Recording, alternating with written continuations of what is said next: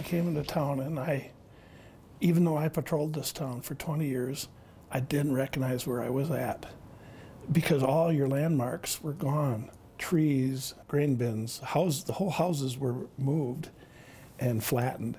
Police Chief Jim Myers says he'll never forget the tornado that nearly wiped Comfrey off the map in 1998. That tornado came through here and devastated the town.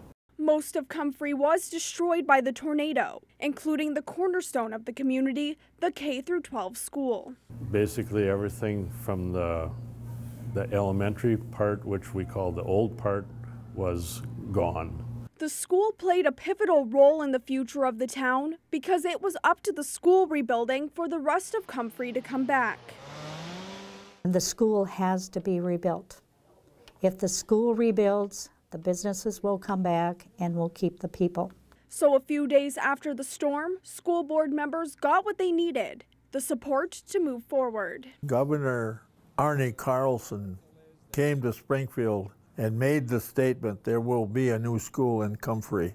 We met with the legislature and the Department of Education, and we successfully got that done. Fredine says the school board had access to both state and FEMA funds to help cover the $11 million rebuild.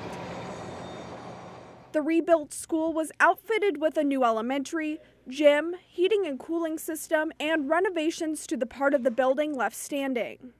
And when the school opened in October of 1999, almost every student who was enrolled before the storm returned. Every family that had kids in this school system were offered a chance to go to other schools for that part of that year, but they all wanted to come back. And you say, why did you want to come back? Because we're Comfrey. We want to be Comfrey. Soon after it was decided the school would rebuild, the town began to rebuild too.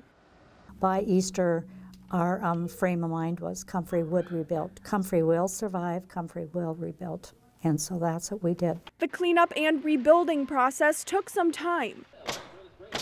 But one thing many remember is how the storm built a bond between the people. When something like this happens, we all come together and kind of work towards a common goal to help somebody make the community better.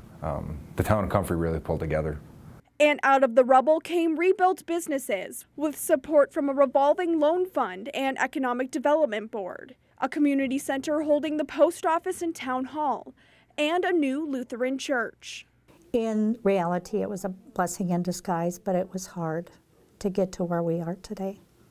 As for Police Chief Meyer, who's about to retire after 40 years, he says the strength of the tornado was indescribable, but it didn't compare to the strength of Comfrey. It took down everything here except the spirit of the people.